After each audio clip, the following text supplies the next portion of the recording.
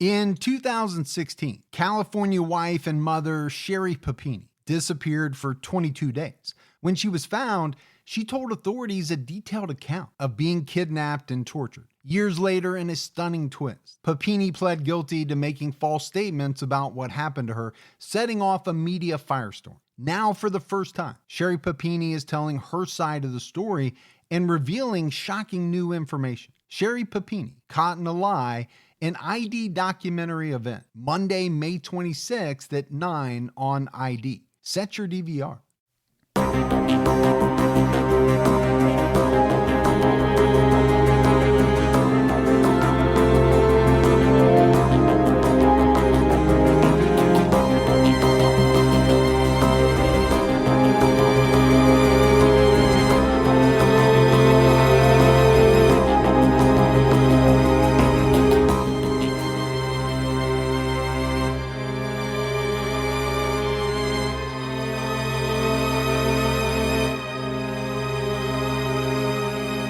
Hello, everyone, and welcome to episode 102 of the True Crime All the Time podcast. I'm Mike Ferguson, and with me, as always, is my partner in true crime, Mike Gibson. Gibby, what is going on? What's happening, man?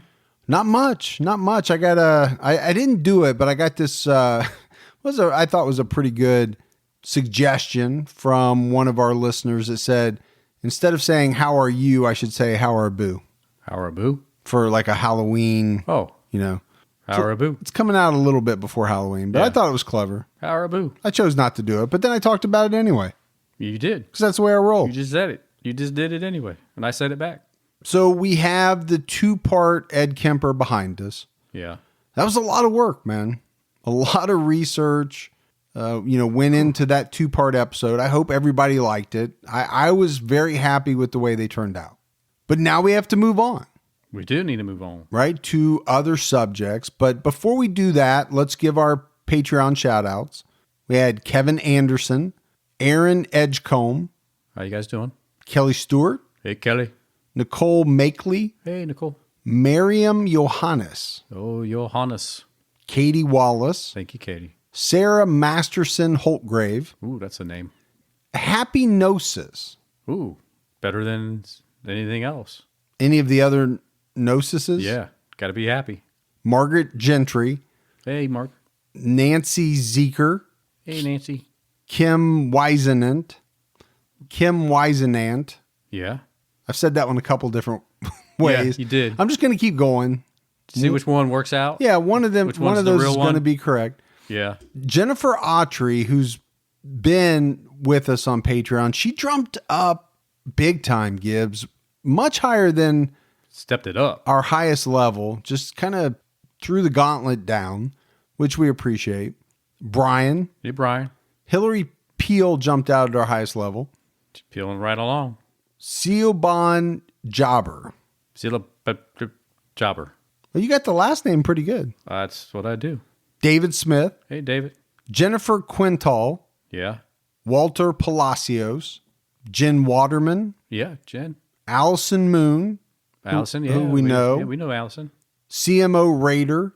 Angie Barnes. Hey, Angie. And Ashley Christine. Hey. So thanks for all that new support. And if we go back into the vault, Gibbs, this week we selected Jessica V. So big shout out to her. Absolutely. She's been with us a long time Patreon supporter. She hung with us, and I'm glad. And then we had some PayPal support as well. Quite a bit, actually. Pamela Santos. Hey, Pamela. Michelle Mesmer. Michelle. Becky Berg. Hey, thank you. Gave us a sizable donation thank you, Becky. on PayPal.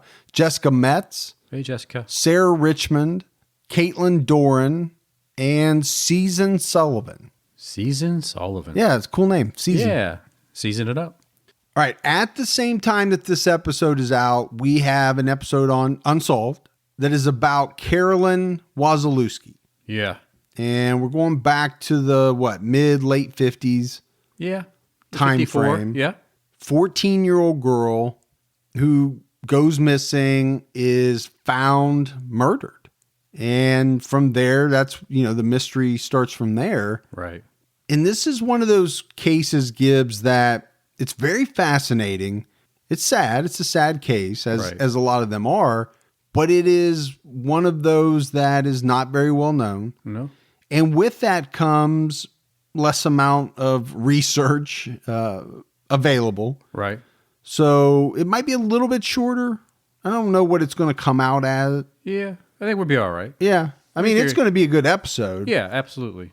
Now, before we get into this TCAT episode, I have to give a huge shout out to our friend Vicky Faraci for her help with research, writing on this case. We've had a number of people, Gibbs, that have offered to help us do some research, and Right. some people have done a little bit of writing as well. It's awesome. We have people right now that are working on different cases that they're passionate about.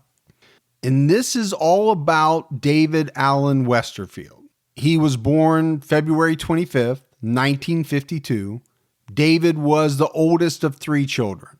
And he grew up on a farm in Maine, spending his summers water skiing with his family, ice skating in the winter. Sounds pretty idyllic. When he was a teenager, the family moved west to San Diego. And that's where he graduated high school. And he worked his way through junior college to become an engineer.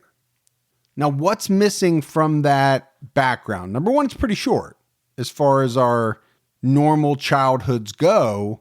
But what else don't you hear? Horrible childhood. Yep. Right there. Tortured animals. Not good. People thought he was strange. People stayed away from him. This is going to be a different type of episode. This isn't the warning signs were going off from a young age kind of story. This is more of a story about a seemingly normal person, could be your neighbor, could be the guy next door, that does something unbelievably horrible. By February of 2002, David Westerfield was 49 years old, and he was living in the affluent Sabre Springs community in San Diego. This guy was pretty successful. He was a self-employed engineer that had several patents that he developed for medical rehabilitation devices. He was divorced twice, and he was the father of 2 college-age students. Really had no criminal record to speak of. Had a DUI back in 96, but other than that, didn't have the long rap sheet of people that we talk about a lot. From David Westerfield, we transition into talking about Danielle Van Dam. Danielle was a healthy 7-year-old little girl.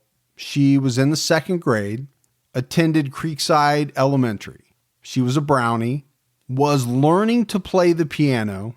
She's pretty good at 7 years old. She loved coloring, drawing. She loved to play with her dolls. Her favorite colors were pink and purple. I mean, she sounds like the all-American child. Yeah, really does. The Van Dams lived 2 doors down from David Westerfield. And on the evening of February 1st, 2002, Danielle's mother, Brenda Van Dam, had 2 friends meet her at her home. There, the 3 ladies went into the garage, smoked some marijuana before heading to a local bar called Dad's. Brenda's husband, Damon, would later testify that he too smoked some marijuana in the garage that night, but he stayed home to watch their 3 children. So Danielle, 7, and her 2 younger brothers. Damon also said that he drank 3 beers that night. Around 8:30 p.m., Brenda and her friends arrived at Dad's. And Dad's is kind of it's not a bar. I mean, it's a place, it's more like a tavern. You can eat, families would go there to eat, but it was also kind of, it was like a bar. You could dance a little bit. So I want to set the scene of what this place is like. But David Westerfield is also at the bar with one of his friends. And Brenda and David know each other from the neighborhood. I mean, they live 2 doors away from each other. Yeah. And about 3 days prior to this incident, Brenda had taken her daughter Danielle to David's house to sell Girl Scout cookies. And they were actually in his house. They looked at his new kitchen remodel. They talked while David was, buying Girl Scout cookies. Now, it was later reported that witnesses had seen David Westerfield flirt with Brenda Van Dam on different occasions, but apparently she never took it seriously. A witness from the bar that night reported that she saw the two, what she called dirty dancing, at around 11:30 that evening. So again, we're setting the stage for what is about to happen. But the incident around the dirty dancing between the two, it would come into question. Eventually, when police talked to David Westerfield, he's going to say that didn't happen. Now, he did say he was at dad's, but he left home to go to bed around 10:30, 11 o'clock. At around this same time, 10:30 p.m., back at the Van Dam home, Damon was tucking in Danielle and her brothers. Then he laid down to sleep, went to sleep around 11 o'clock. But he woke up because the dog was whining at around 1 a.m. He got up, let the dog into the backyard. When the dog came back in, he went back to sleep. But then it's around 2 a.m. that Brenda came home with 4 friends, 2 men and 2 women. So she's brought home more friends than she left with. But when she gets home, she noticed that the alarm panel, on their home alarm system is blinking. And when she looked around, she found that the side door to their garage was partly open. So that was causing the blinking on the panel. She closed it. And then she hung out with her friends for half an hour or so, or maybe longer. But, they talked, they ate some pizza. After the friends left, Brenda and Damon, who was up by this point, locked up the house and went to bed without checking on the children. As they put it later, there was no need to. They knew the kids were fast asleep, but it was an hour after that, Damon woke up again to go to the bathroom. And he noticed, Gibbs, that the alarm light was flashing. And when he started to look around, he found that the sliding glass door at the rear of their home was open. Now, he closed it and thought, probably one of Brenda's friends left it open. They didn't see it before they went to bed. He shut it and went back to bed. Now you get to the next morning. It's around 9 a.m. The family is up and having breakfast, everyone except for Danielle. So apparently she liked to sleep in. So it didn't cause any alarm bells, right, that she hadn't come down for breakfast yet. That would happen when Brenda went upstairs to wake her and found out she wasn't there. She wasn't in her bedroom. She wasn't in her bed. Her bed was empty. And everybody became frantic at that point, as you can only imagine, right? Having kids, you and I both have kids. There's been times, Gibbs, when my wife has told me that my daughter has something after school and she's not going to be home, but I forget. And when my daughter doesn't come home at the time that I think she's supposed to, I start to freak out a little bit. Yeah, you do, because your mind starts racing. And if my wife's here, I ask her. If she's not, I call her on the phone and say, hey, I think something's wrong. Of course, that's when I find out that, she told me 2 days ago that she was going to do something. That she was going to do something after school. She wasn't going to be home. That's also when I get the, you don't listen to anything I say. Yeah. That comes too sometimes. Right. But it's kind of hard to argue with it when obviously I didn't listen to what she said, or I did and I forgot. Right. But the family's frantic and they start searching for Danielle, but they couldn't find her. And they didn't wait very long. They called the police at 9:39 a.m. The police come, and pretty quickly, Danielle became the subject of one of the largest search efforts in state history. And we're talking about hundreds of volunteers coming to aid law enforcement in this search. They were searching the deserts, remote areas. A Danielle Recovery Center was set up in a real estate office to coordinate the search effort. And again, very quickly that day, all of this stuff started happening very quickly. Now, while this is all going on, police are also interviewing neighbors, and they soon discovered that David Westerfield and another neighbor, they weren't home that Saturday morning. As they're going, house to house, police pieced together that Westerfield had left early that morning. He had gone to go get his motorhome. He had this pretty fancy motorhome, but he didn't park it at his house, right? He parked it in another part of town. So he went to go get that, stocked it with supplies, and left town at 9:50 a.m. Police also found out from talking to neighbors that they called him Desert Dave. Desert Dave. Desert Dave. DD? DD for short. Yeah. Double D for short. Let's not go there. Because he made these frequent camping trips to the desert. So he would get in his RV, drive out to the desert, and I guess stay in the RV, if that's what you call camping. Right. Some people do. Some do. Some people call it glamping. I know you're not happy unless you are in the elements with just a K-bar, a pair of boxers, and a pup tent. Yeah. And some mosquitoes nibbling on me. But not everybody's into that. They want the camping experience, but they want the luxuries. They want the TV with the DirecTV antenna on top. They want the bathroom that you don't have to go find a spot for. You know where it is. Yeah. Now, David Westerfield didn't return home until about 8 a.m. Monday morning, and police were there to talk to him. And eventually they would interrogate him for quite a long time. I read maybe up to like 16 hours. And he told the police that he had driven around the desert, the beach, had stayed at a beach campground. And this all was confirmed, right? There were witnesses that saw him there. When they checked the cell phone records, right, the pings, it all confirmed what he was saying. He also had credit card receipts that backed all of this up. Now, what he told police was that he intended to go to the desert, but somewhere along the way, he figured out that he had forgotten his wallet, either inside his home or back home inside his truck. So instead, he drove to a campground at Silver Strand State Beach. He paid in advance for a 2-night stay, but I guess it was pretty cold, and he decided that the weather was too cold, so he went back home to get his wallet, which he did, and then he went to the desert.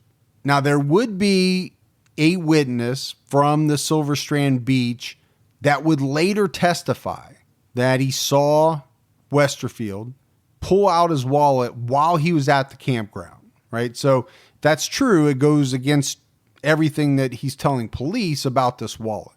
But he did drive to the desert where on Sunday he got stuck in the sand. This is about a quarter mile off the road. And eventually he had to get a tow truck to help him get the RV out of the sand. There's even a video out there on YouTube. I didn't record it because it's not really good audio. What you see are a bunch of people on four-wheelers. Looks like they have maybe a GoPro or something attached to their helmet, and they're just riding around, right, right in the sand in the desert. But they're going back and forth, and they're seeing this pretty fancy RV. It would turn out later to be Westerfield's RV. DD. Yeah. So they're interrogating him. They're talking to him. Police eventually get him to take a polygraph. I think in part Gibbs by telling him that, you know what? All the other neighbors are taking them. Everyone wants to help investigators clear people, right? So let's start by clearing you. Absolutely. Get me off the block. Yep. That's how they couched it to him. And he finally agrees and goes to the station, takes this polygraph, but he fails. And when authorities tell him that he's failed this polygraph, apparently his reply was, I don't know why. Maybe it's because you weren't telling the truth. Most likely. Maybe it's because you were being deceitful. It's normally what happens. But you know what? I don't know why. Now, another thing happened on his way home Monday, right before he's talked to police. But he's not going to tell them this, obviously. But he's barefoot. And he stops in at his regular dry cleaners and he dropped off 2 comforters, 2 pillow covers, and a jacket. And this jacket would later have traces of Danielle's blood on it. DNA. DD DNA. So like I said, when he first talks to law enforcement, he's not giving out this information, right? It wouldn't be good for him. He's not going to talk about going to the dry cleaners, even though he detailed out pretty much everything else that he did. From that point on, Monday sometime after they talk to him, he becomes their prime suspect. It all happens very quickly. They place him under 24-hour surveillance on February 4th because they found out that he had thoroughly steam cleaned his RV with bleach. So I don't know what that means to you, Gibbs. Well, it's not something I think I would go to the trouble of doing. I get cleaning up. But not with the whole... I mean, I know people like to clean with bleach. Yeah. But... Steam cleaning the whole RV. Yeah. I think it really put investigators on edge about him. Now, he's going to say, you know what? It's normal for me. I always steam clean the RV with bleach when I get back from, taking it out. But I think they were a little leery of it. They impounded his RV, his SUV, and some other property the next day on February 5th. And during all of this time that they're talking to Westerfield, he's saying he doesn't know what happened to Danielle, doesn't know where she is, but he did admit to being at the same bar with Brenda Van Dam, Danielle's mother, that Friday. And Brenda confirmed that too. But, like I said, she denied dancing with him, as he claimed, although later on a witness is going to testify that that did happen. I don't really think it has much to do with this case, but it's an important detail, I think, to talk about anyway. Once they get inside the RV, police found strands of Danielle's hair, drops of her blood. They found a palm print and a fingerprint belonging to Danielle above the RV's bed. That's not good. That's not good. It also means, I don't know what kind of steam cleaning you're doing with bleach. You're not doing a very good job. No, not at all. Because they find quite a bit of evidence inside that RV. Based on that, they were able to get a search warrant for his house. And inside, they find more strands of Danielle's hair in his bed and mixed in with his laundry. They also found some orange and blue fibers that are going to come up big later on. And then they searched his computer, Gibbs, and they found a large amount of pornography. Some of it violent, some of it involving children. And police would put the case against Westerfield together like this, based on their investigation. So David Westerfield had seen Brenda with some of her friends at a bar the previous Friday before, January 25th. Then, as we talked about, Brenda and Danielle go to David's house to sell him Girl Scout cookies. This is about 5 days later, just a few days before Danielle disappeared. Again, they're in there, they're having a conversation. But while she's in the house, Brenda talks about the fact that they're going to go back to the bar again on Friday, her and her friends. But she adds that she needs to get a babysitter for Danielle because her husband and the boys were scheduled to be out of town. So we know David was at the bar with Brenda that Friday. They believe he left to prepare for Danielle's abduction. Now, what he didn't know was that Brenda's husband, Damon, and the two boys, they had to cancel their trip. So there was no babysitter at the house. They theorized that Westerfield snuck in. He was able to find Danielle's bedroom, didn't wake anybody else up, didn't alert, the dog or anything like that. This is their theory. Managed to subdue Danielle without her, yelling or waking anybody up. He then carried Danielle, whether Gibbs, she was either she was sleeping or he was able to muffle her mouth, but he carried her outside of the house back to his home, which was only 2 doors down. Yeah. A few hours later, he put her in the back of his Toyota SUV and then drove to where he parked his motorhome, his RV. And then he transferred Danielle into the RV. Now, what they don't know at that point whether she was alive or dead as they're putting this theory together. On February 22nd, even though they had not found Danielle, police arrested David Westerfield on a charge of murder after they found some small stains of Danielle's blood on his clothing and in his motorhome. This was 3 days before his 50th birthday. The murder charge carried with it a special circumstance that allowed prosecutors to seek the death penalty. And you hear that all the time, right? Special circumstance. A lot of times it has to do with carrying out a felony with a firearm, or there's a bunch of different things it can be. This one centered around the fact that they believe the murder occurred during a kidnapping. And prosecutors came out and made the announcement that they believed Danielle was dead, even though her body had not been found. And you know that had to have been tough for the parents who are trying to hold out hope that they're going to get their daughter back. But prosecutors are making the announcement that she is most likely dead. They also charged Westerfield with kidnapping a child under the age of 14, which is a felony, and possession of child pornography, a misdemeanor. So Gibbs, in the matter of about 3 weeks, they have charged David with this crime. They have made the declaration that they believe Danielle's dead, which I guess they have to do. Yeah, It's I think so. you can't charge him with murder unless you believe she's dead. I mean, it's tough for the family to It would hear, be. But yeah, I mean, I think you have to do that for sure.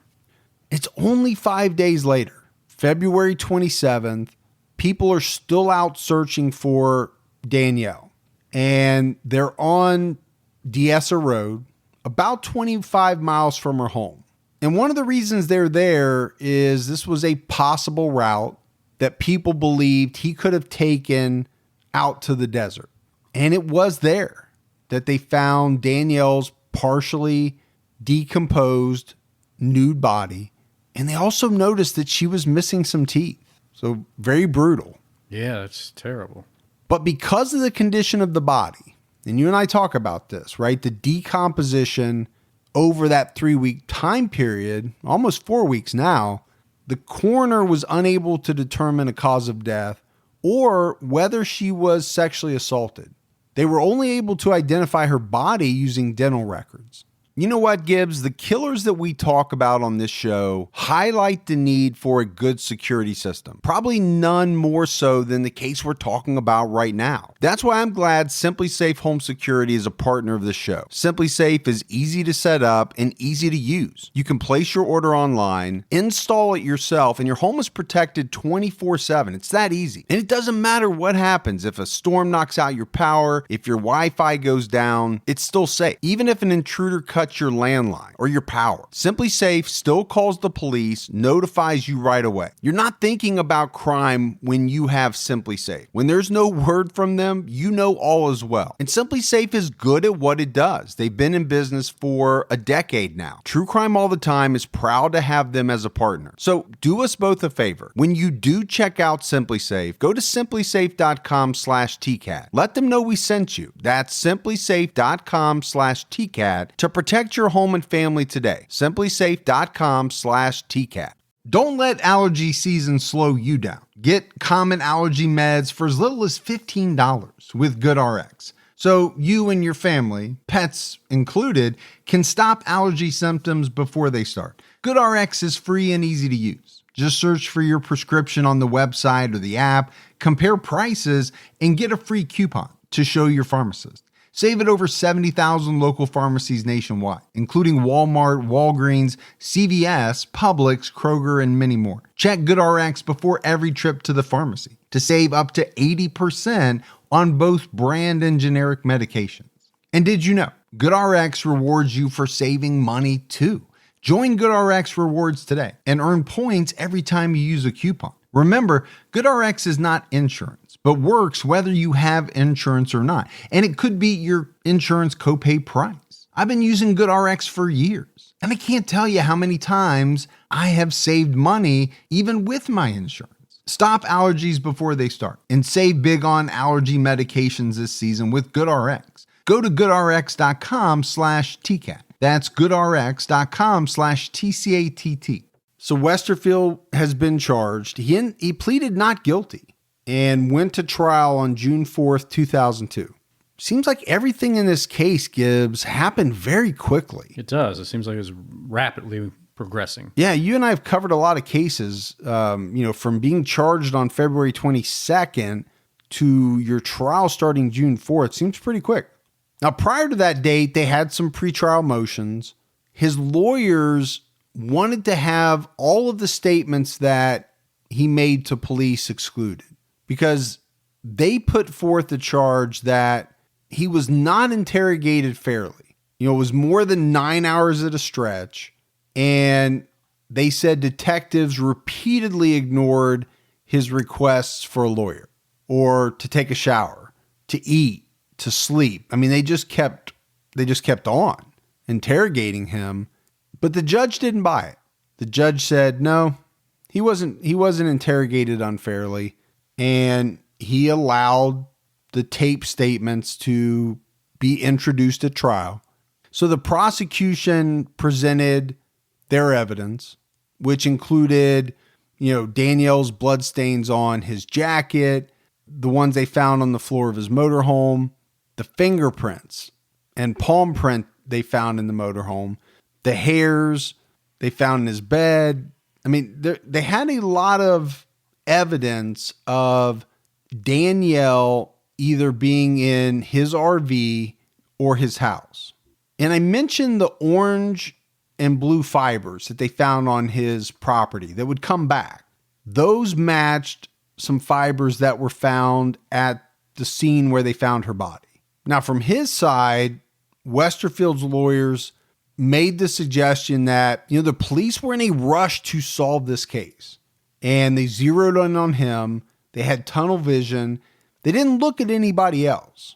They also suggested that the child pornography found on his computer was downloaded by his son, who was 18 at the time of the murder. But the son would take the stand and he would say, no, that wasn't mine. So I don't know if that was the defense attorney's idea. Sounds like a defense attorney's idea. It does. Yeah. But as a father, you going to be okay with that? Trying to pin that on your son? Who's 18 at the time? It's not a 13-year-old kid who's going to get a slap on the wrist. He's an adult. It's always a slap on the wrist. Well, I know you think it is. You think everything's a slap on the wrist. If they don't get Gibby justice, it's nothing more than a slap on the wrist. Slap on the wrist. Gibby justice. Now, this was a pretty big trial. There were a lot of witnesses on both sides. And I think what made it really hard was that a lot of the witnesses had contradicting information, right? Between the two sides. The prosecution witnesses were saying one thing. The defense's witnesses were saying, in a lot of cases, the opposite. And a lot of it had to do with the statements that Westerfield had made. So defense would bring somebody on that said, yep, it happened. It happened the way he said it did. The prosecution would bring somebody on that said, nope, didn't happen like that at all. It must have been extremely tough, Gibbs, for the jury to figure out what was true solely based on the witness testimony, right? When you have essentially two sides that are saying two completely different things, who do you believe? It makes it tough. Makes it tough. And maybe it comes down to just the physical evidence at that point. Maybe you say, I don't know who to trust. I can't believe any of these people. There was so much that, we can't even get into all the witness testimony from both sides. We don't have that amount of time. It was massive. Now, I do want to talk about the prosecution's computer expert. He took the stand, said that they found 100,000 images on Westerfield's computer. 100,000 images of porn. It's a lot, man. That is a lot. I mean, you got... Well, let's just say it's well south of 100,000. All right. And the right answer is none. Goals. You're saying I got something to strive for? That's insane. That's so many. I can't believe that. Good thing it wasn't back in the AOL days or dial-up internet. But it had taken a long time. Yeah. One a day. Now, of all these images, there were 80 that they considered to be child pornography. That doesn't seem like a big number, but that's a situation, Gibbs, where the number has to be 0, right? So any number above 0 of images of child pornography is a lot, too much. They also found some movie clips. It wasn't just images. They found some videos. One in particular was of an underage girl being sexually assaulted.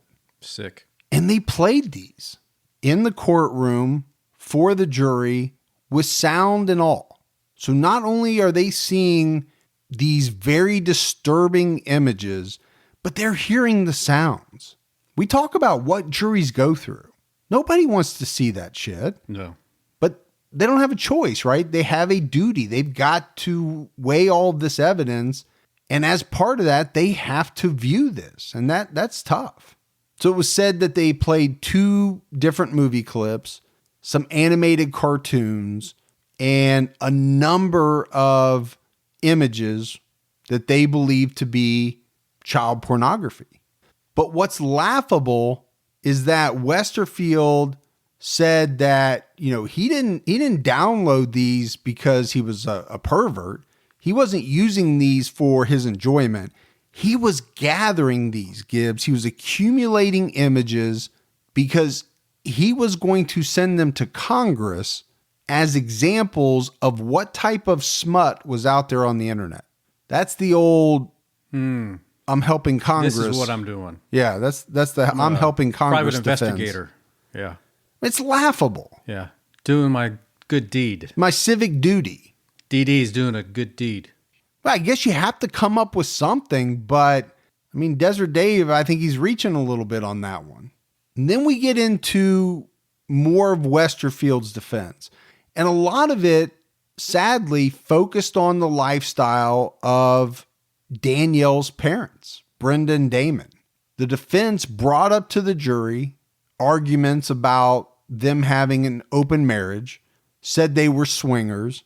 They smoked marijuana in their garage on a regular basis. But it wasn't only that.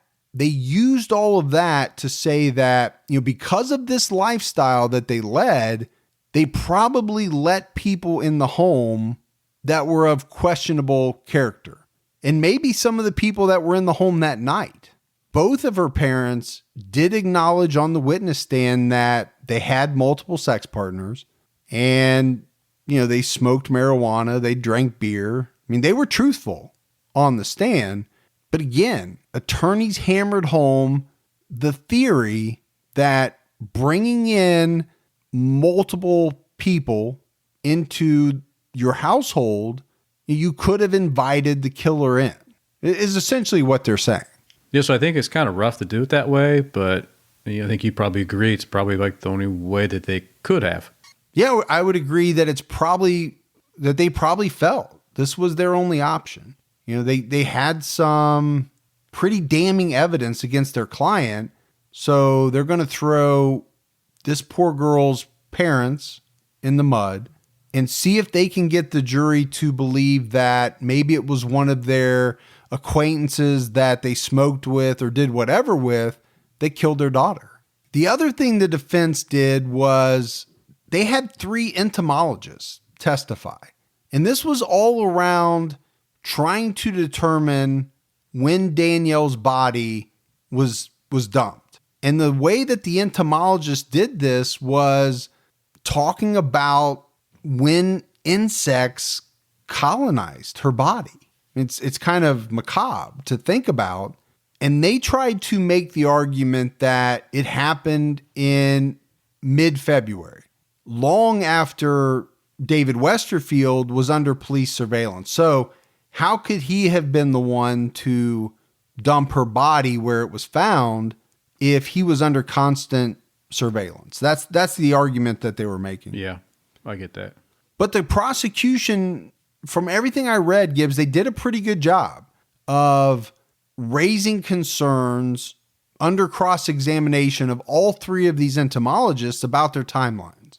And they had their own entomologists as well, who testified that Danielle's body could have been colonized as early as February 2nd. And obviously that would play into the prosecution's theory, because that's the day that, they believe she was killed, either late at night on the 1st or early in the morning on the 2nd. So we've talked about the evidence that authorities gathered linking Danielle to David. But his attorneys would argue the prosecution didn't present a single piece of evidence that linked their client, Westerfield, to the Van Dam residence. They couldn't put him in there. Yeah. They didn't find a hair. They didn't find DNA. They didn't find anything that said he was in there that night. They also didn't find anything of his at the dump site. Now, they did find some fibers that kind of tied back to his house, but not to like his person directly. None of his DNA was found on her body. And the defense made a huge argument about a hair that was found under Danielle's body that wasn't David's. But the prosecution argued that it's possible, right? It's possible for somebody to enter a home without leaving evidence, especially if that person is taking the proper precautions, Gibbs. And we can kind of imagine what those might be. Wearing gloves. What else? I know this is kind of more your No, I mean, there's forte. so many different things that they could do, if they study ahead of time, think about it and map it out, that they could avoid all type of different DNA detection. And somebody could wear a hairnet, maybe. Wear a headnet, you can put a jumpsuit on. I've heard of criminals shaving their bodies Get rid of all the hair. to get rid of the hair, lessen the chance that they would leave behind DNA. I've heard of a lot of strange things that people do. Yeah. Take a little surgical scrubber, get all that dead skin off. Yeah, you're actually scrubbing yourself, so you've got sound effects to go with it. I thought it would be important. And they just kept coming back to the evidence they had, right? That it was too much that they found in his home, his motorhome, on his jacket. The prosecution said there's no reasonable explanation for that amount of trace evidence to be found on his clothing, in his home, and in his RV, other than he kidnapped and murdered Danielle and had her in these different places. The trial lasted 2 months and it wrapped up on August 8th. But it wouldn't be until August 21st that the jury, made up of 6 women and 6 men, found David Westerfield guilty of first-degree murder, kidnapping, and possession of child pornography. They deliberated for quite a long time. It was said to be about 50 hours spread out over 10 days. Wow. We've talked about a lot of That's a cases lot of time. where it's 2 hours, 3 hours, 4 hours. There was some heavy thinking going on. Yeah, they really took their time. But again, I think a lot of it had to do with the fact that they listened to a lot of witnesses contradicting information on both sides. And they had a lot of evidence to weigh through. So he's been convicted. And now you get into the penalty phase of the trial. And it's at this point that David Westerfield's 19-year-old niece testified against him. And what she said was that when she was 7 years old, her uncle David entered her bedroom and she woke up, Gibbs, to find him rubbing her teeth, which is very strange. It was very strange. And apparently she bit his finger as hard as she could, and then she ran downstairs to tell her mother. And her mother was David's sister-in-law. And as you can imagine, she was pretty upset. Started questioning David about, what the hell are you doing in my daughter's bedroom? So his story was he went to check on her and he was trying to comfort her. And you know that old trick, Gibbs. Rub somebody's teeth to calm them down. Yeah, exactly. How weird is that? That's very strange. I never heard of it. But after that, it was kind of blown over, right? The incident was forgotten. She hadn't spoken to anyone about it for 12 years. until her uncle was arrested and she went to talk to investigators. Now, the prosecution, they wanted her to testify. They wanted to show that David Westerfield had a history of making improper advances towards underage girls. He's already been convicted. They're just trying to figure out the sentence. What's appropriate. Yeah. Yeah. So that's what they want her to come on the stand and tell her story, because they want to make sure this guy gets the maximum sentence. Danielle's parents, Brenda and Damon, also took the stand. And as you can imagine, they talked about the unbelievable pain that the family had suffered because of the loss of their daughter. And Brenda said, I don't know where to begin. And she was bawling. She was one of the most precious gifts anyone could ever receive. I was so happy when I learned I was pregnant because I had miscarried before. It's just too hard to explain. And she went on to talk about her daughter, said she was very loving and caring, always concerned about the welfare of others. Damon said that his daughter loved school, playing the piano. She talked about becoming either a teacher or a veterinarian. And then Brenda directed some statements at David.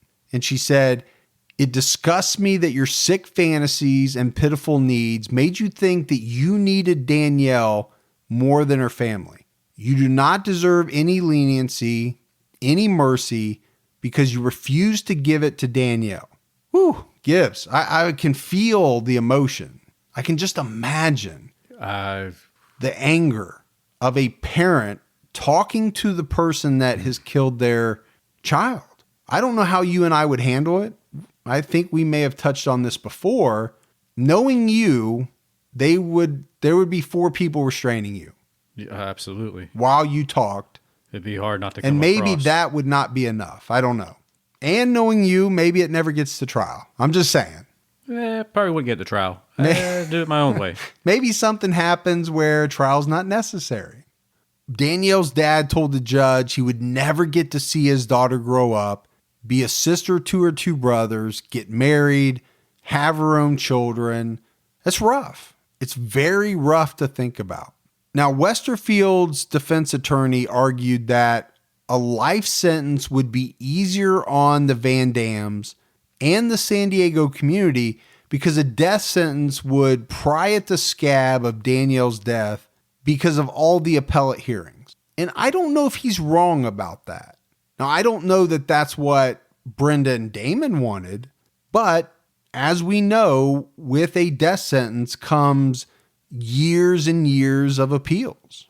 And a lot of times it's opening up the wounds every time. So he's making that argument. I don't know if I don't know that he's wrong, but I don't know that I agree that that's what should happen. Right. But how do you argue that? How do you argue against what he said? Yeah. Well, I think people that are pro-death penalty make the argument that you took a life and you deserve to die. I think that's the argument that people make. Yeah. Now, defense called their own witnesses during this penalty phase. And you and I don't talk about the penalty phase all that much other than to normally say what the sentence is. We don't talk a lot about the witnesses that come forward. Most of the time, the people that we're talking about, they don't have anybody that's willing to stand up for them, right? We're talking about heinous individuals that have killed multiple people. David Westerfield had a lot of people that were willing to stand up and speak on his behalf. He had family, friends. He even had people that he had helped or that had been helped by some of the devices that he invented. I talked about the fact that he had some patents for medical and rehabilitation devices. Which is big money. Oh, he made a lot of money. He was well off. His defense attorney also said this, and I have to point this out. He said, "We don't try to excuse the crime. There is no excuse. But David Alan Westerfield is not the worst of the worst." That was his argument. He's bad, but he's not the worst of the worst. It's kind of... It's not funny, but it almost is because, okay, Yeah. Is he the worst person who's ever lived? No. but he's pretty damn bad. Right. And you're going to say, well, go easy on him. Right. He's a bad guy, but he's not the worst guy that ever lived. Exactly. It seems like such a strange argument to make about a person that's been convicted of killing an innocent 7-year-old girl. Let's not forget that. 7 years old. Wow. Second grade. Shocking. The penalty phase ended September 16th. Jury came back and they recommended death. And in January of 2003, the judge sentenced him to death. Not sure why it took so long between September of 2002 and January of 2003. Now, what I found interesting, all these people are talking during the penalty phase. Westerfield never said a word. Not once? Nope. Did not speak on his own behalf. It was said that he didn't show an ounce of emotion at any point, even when the judge read his sentence that he would be put to death. Nothing. Didn't even get up and give I'm an innocent man. I didn't do it. You're putting the wrong, putting the wrong man to death. Didn't say a word. Most cases, you're best not to talk. But sometimes if you're educated enough that you can get up there and do it the right way, it could benefit you. And he was educated. Yeah. Right? We know he was. I just find it odd that, what you said, right? We usually say don't talk in the beginning. But he's already been found guilty. What do you have to lose by talking and pleading, your case at the sentencing trial? I don't get that one. Mm-mm. Once the temps start rising, I realized I was back in the same worn out rotation. Same tank, same shorts, same everything. So I gave my daily uniform an upgrade with Quince. Their pieces are easy, elevated, and somehow make me feel more put together without even trying. Like they're 100% European linen shorts and dresses from $30. Luxe swimwear, Italian leather platform sandals, and so much more. The best part, everything with Quince is priced 50 to 80% less than what you'd find at similar brands. By working directly with top artisans and cutting out the middleman, Quince gives you luxury without the markup. And Quince only works with factories that use safe, ethical, and responsible manufacturing practices and premium fabrics and finishes. I'm getting ready to stock up on shorts for summer from Quince, and I know they're going to be amazing because everything I've ordered has been of the highest quality, and the prices are amazing. Treat your closet to a little summer glow up with Quince. Go to quince.com/TCAT for free shipping on your order and 365-day returns. That's QUINCE.com/TCATT to get free shipping and 365-day returns. Quince.com/TCAT. My wife and I do a lot of shopping online, and we always use Rakuten. Rakuten is the smartest way to save money when you shop because you earn cash back at over 3,500 stores. We're talking fashion, beauty, electronics, home essentials, travel, dining, concert tickets, and more. Your favorite stores like Macy's, Nike, Sephora, Dyson, and Lowe's. And that's just to name a few. Pay Rakuten to send them shoppers. And Rakuten then passes on a part of that payment to its members as cashback. Cashback is deposited directly into your PayPal account, or Rakuten can send you a check. You can even maximize your savings by stacking cash back on top of other deals, like store sales and coupons. You're already shopping at your favorite stores. Why not save while you're doing it? It really is a no-brainer. Membership is free, and it's easy to sign up. Get the Rakuten app now and join the 17 million members who are already saving. Cashback rates change daily. See Rakuten.com for details. That's Rakuten. Your cash back really adds up.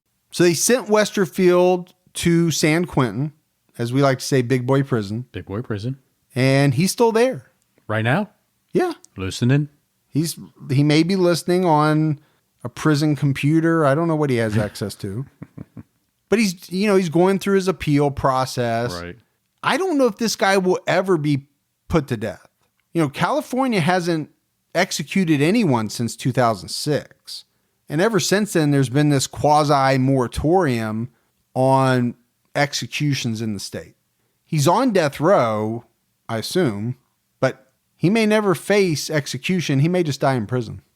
But we do a lot of cases in California. We do. San Quentin comes up quite a lot.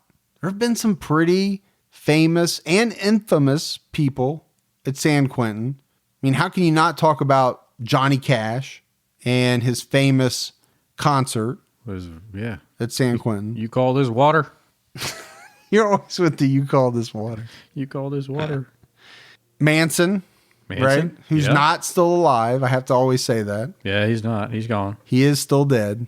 But William Bonin, the Freeway Killer, Scott Erskine, Danny Trejo.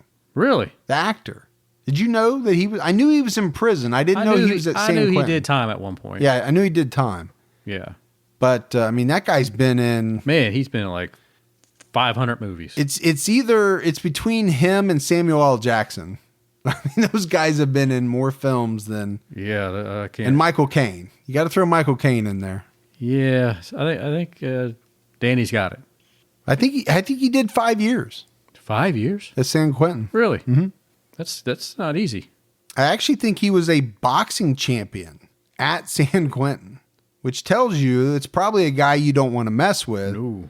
Just looking at him, you don't want to mess with him. Yeah, I think that's how he started into entertainment. He was kind of like a tough guy. Like a trainer? Yeah, maybe a trainer, maybe a boxer, but a tough guy that was consulting. And they said, next thing you know, he started taking acting classes, and then the rest is history. Now, the Van Dams would sue David Westerfield for the wrongful death of their daughter.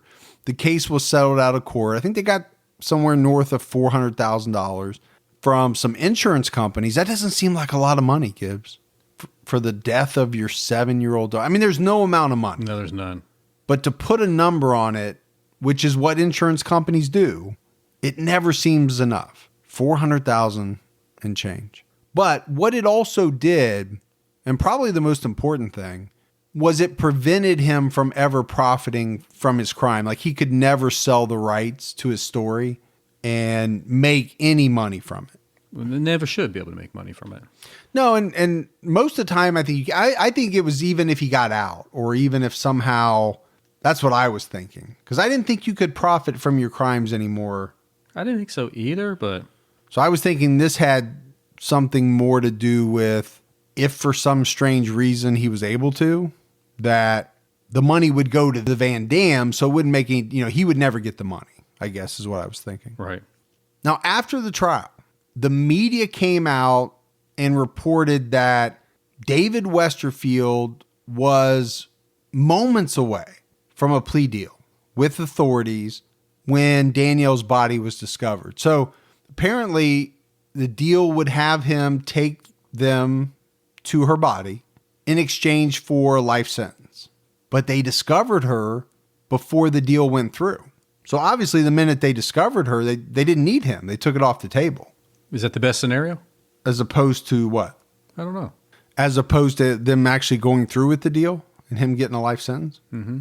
I don't know. I guess it depends on how the family feels. And I really didn't get that from the research, whether they were life sentence type people or whether they wanted him to die.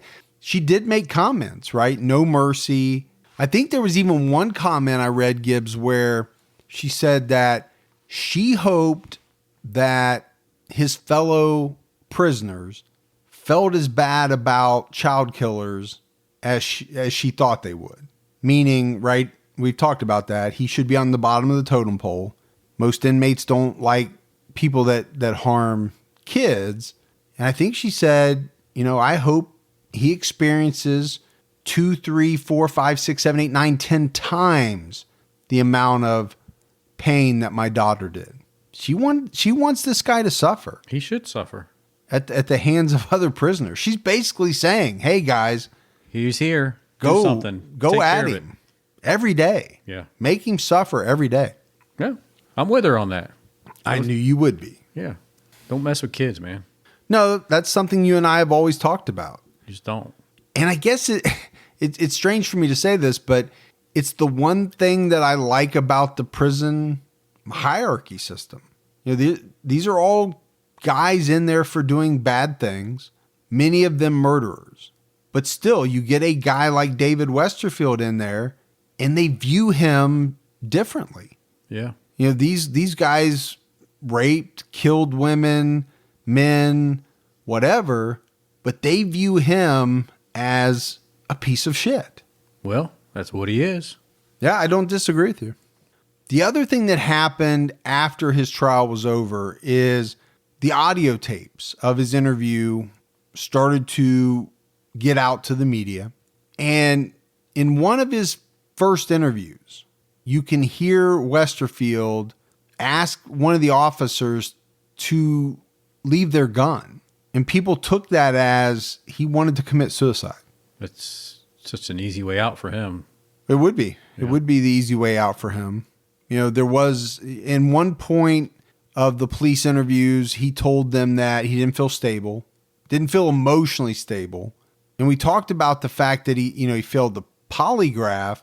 In one of the interviews, you can hear them talking about it. And Westerfield says that he wants to take it again, that he was not involved in Danielle's disappearance.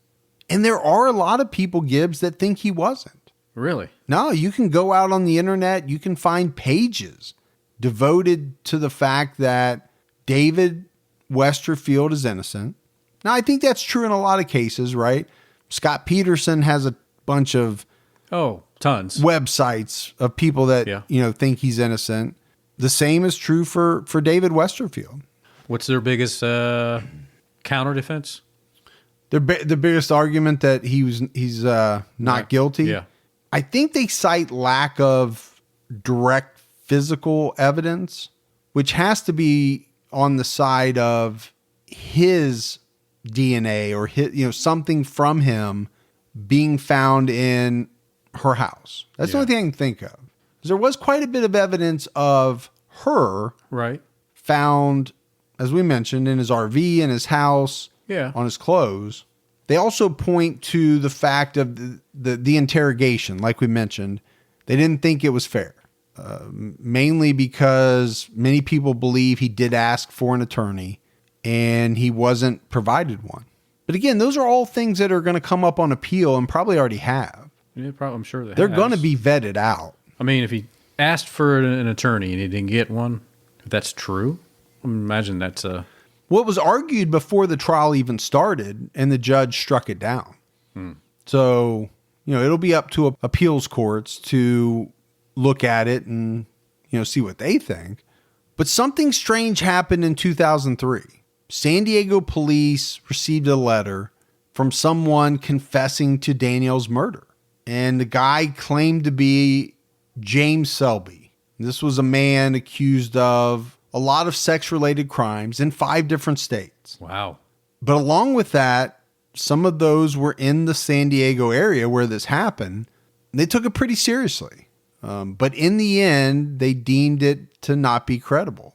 Now, to be fair, James Selby also said that he murdered JonBenet Ramsey. Oh. So, well, there you go. He's taking credit for a number of high profile murders. Yeah. He committed suicide while he was awaiting sentencing in Arizona in 2004. So make of that what you will. I mean, if that was the only thing he ever claimed, okay, maybe you'd take it a little more seriously.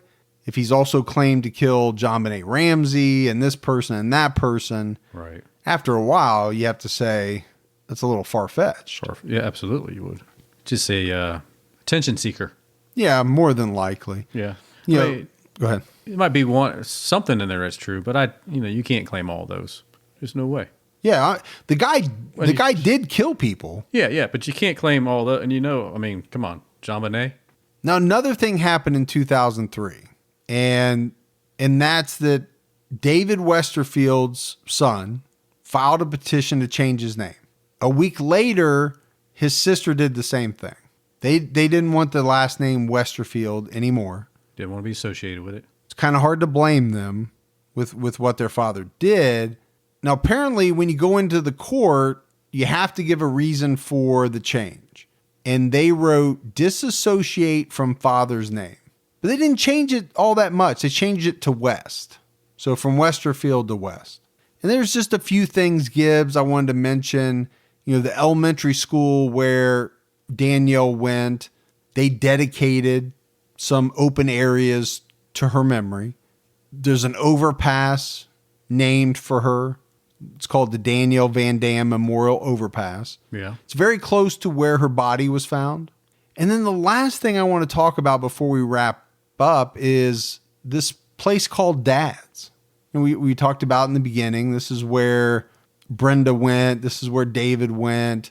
It's a bar, but it's a tavern. It's a place where people can eat. It got super busy after the arrest of David Westerfield. It was packed. It was like everybody wanted to go to this place that they were talking about on the news. Really? Yeah. I got fascinated reading this story about it. This was the place that they were known to have been before the murder happened. People said they just wanted to maybe sit on a stool that David Westerfield had sat on, or maybe Brenda or one of her friends that was there that night. That's really weird. It's very strange, isn't it? I think so. But, to be fair, we know a lot of people are into that. Oh, exactly. Whether it's people listen to this podcast right now going, I want to go there and do that. Right. We've talked about, So I get it for sure. Staying at the Amityville house, or we've talked about people buying memorabilia of serial killers online and collecting it, just having a piece of these infamous people that did, horribly bad things. But I found that interesting. There's a whole story in the paper about it. Yeah. It is. I like that kind of stuff. Yeah, they had the owner. He was saying, we've never been this busy. It was a horrible thing. And the guy felt bad. Yeah, because he's like making some money off of it for sure. Yeah, he felt bad that in a way he was profiting off the death of this 7-year-old girl. Now, obviously that's not his fault, but he was remorseful that he was making money just, because of that. But that's it. That is the story of David Alan Westerfield. And I mentioned it up front. It's a different type of story for us. Right. This is not a serial killer. This is not a mass murderer. It's not a spree killer. It's not a guy who had, as a kid, all the makings of a future killer. You don't see that. There's not a lot out there about his background, but I sure didn't see anything like that in it. He seemed to have a pretty normal life. He was successful. A lot of people liked him. He had friends.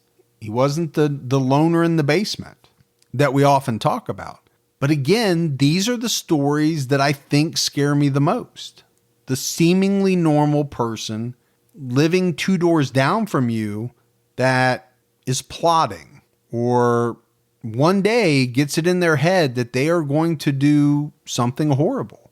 That scares the bejeebies out of me. It does.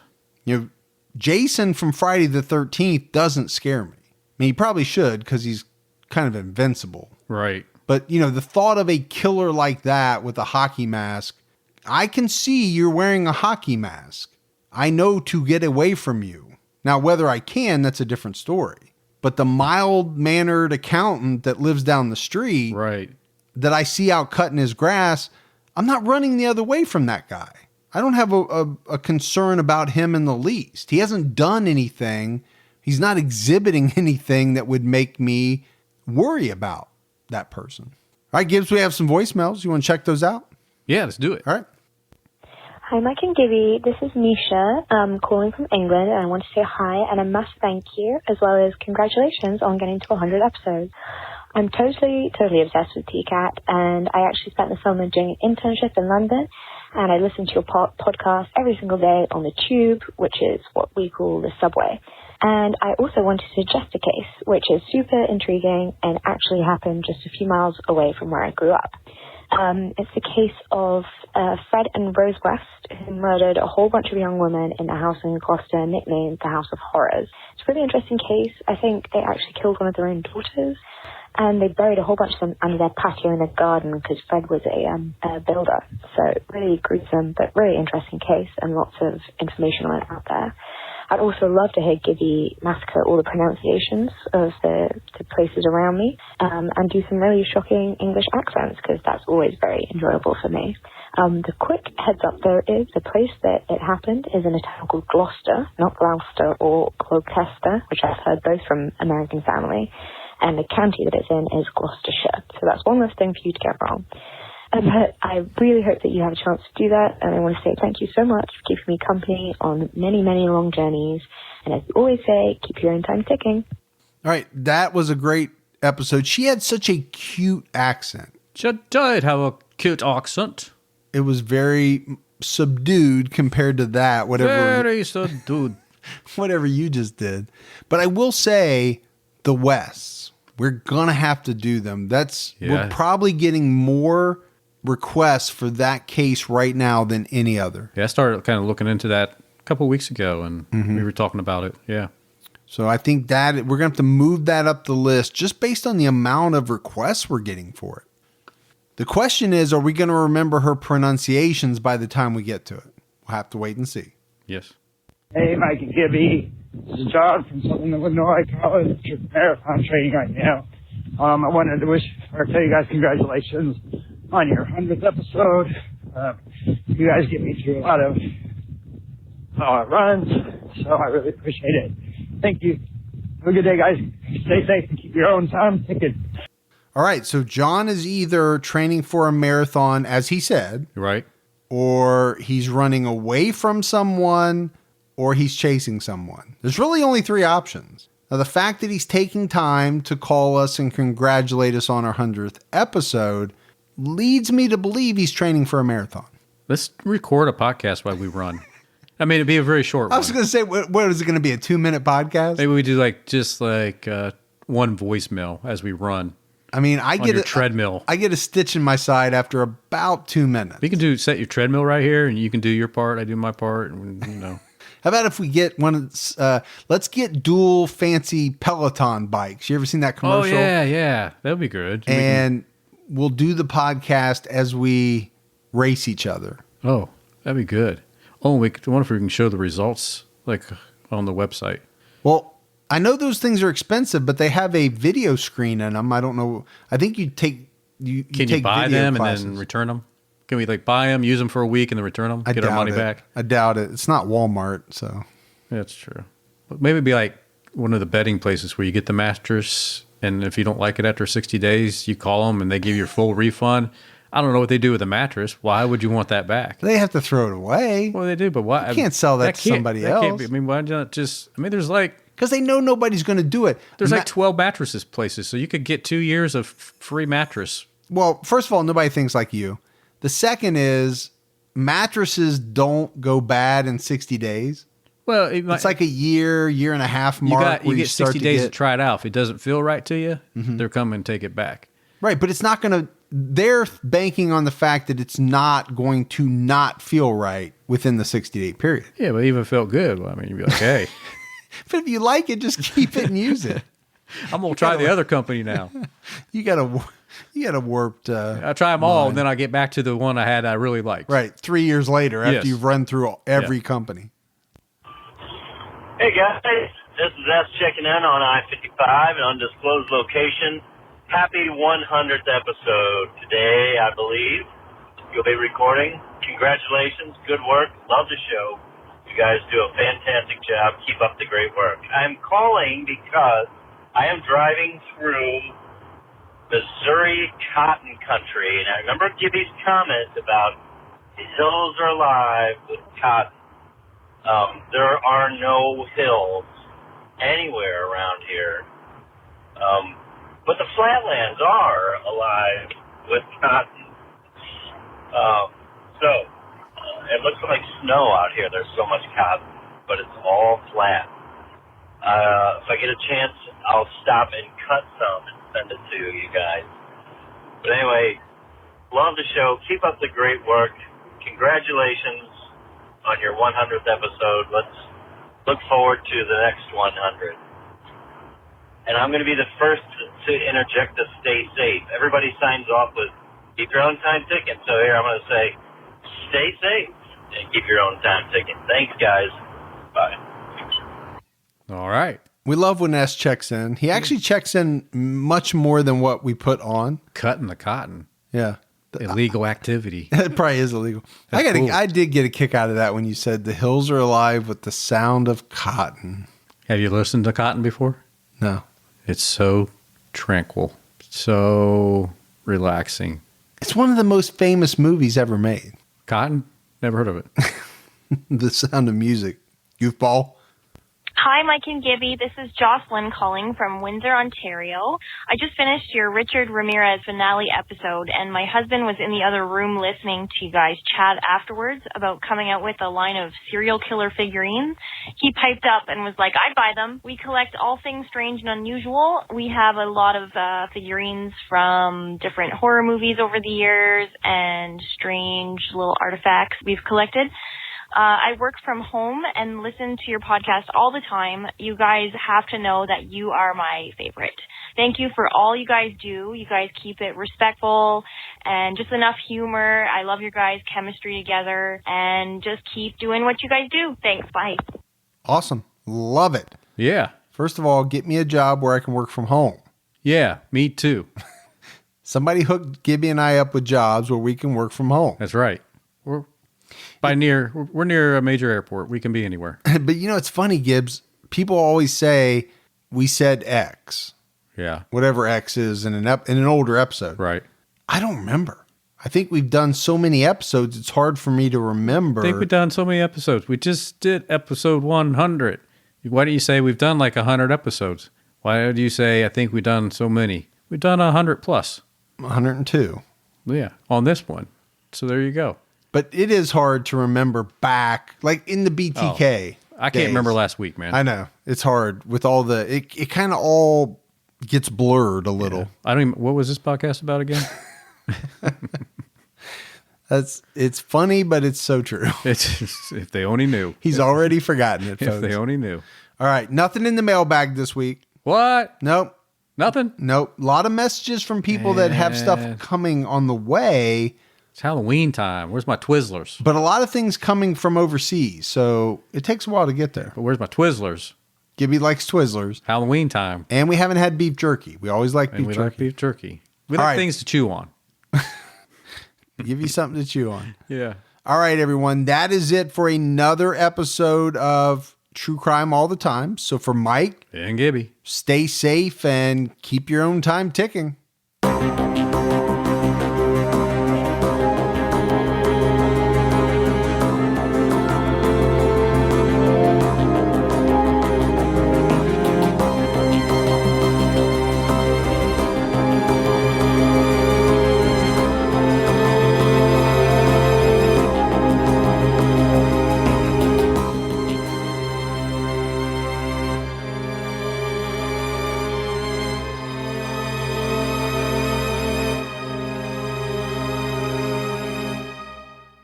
At the turn of the 20th century, rapid industrialization, urbanization, and political corruption were ravaging America. But soon, President Theodore Roosevelt and a diverse group of reformers known as progressives would fight back. Hi, I'm Lindsey Graham, the host of Wondery's podcast, American History Tellers. We take you to the events, times, and people that shaped America and Americans, our values, our struggles, and our dreams. In our latest series, we explore the Progressive Era, which came to be defined by Teddy Roosevelt and others who believed in a strong, active government that worked on behalf of all Americans rather than the privileged few. As the United States entered the 20th century, these progressives hoped to steer the nation in a bold new direction, to launch an era of reform to restore power to the people. Follow American History Tellers on the Wondery app or wherever you get your podcasts. Experience all episodes ad-free and be the first to binge the newest season only on Wondery Plus. Join Wondery Plus in the Wondery app, Apple Podcasts, or Spotify. Start your free trial today.